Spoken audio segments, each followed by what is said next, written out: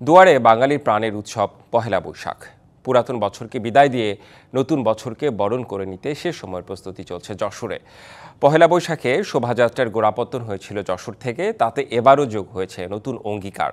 শোভাযাত্রা সাজানো হবে পরিবেশ বান্ধব, প্রকৃতি রক্ষায় সচেতনতামূলক বিভিন্ন অনুষঙ্গ দিয়ে।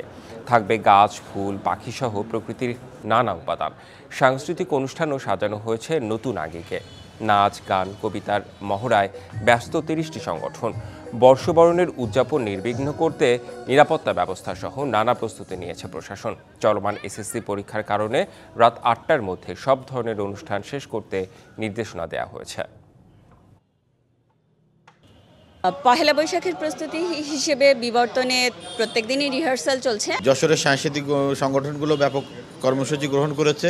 প্রতিটি সংগঠনে এখন সাজ রব চলছে। আমাদের প্রস্তুতি ইতিমধ্যেই শুরু করেছি, যা শেষ পর্যায়ে।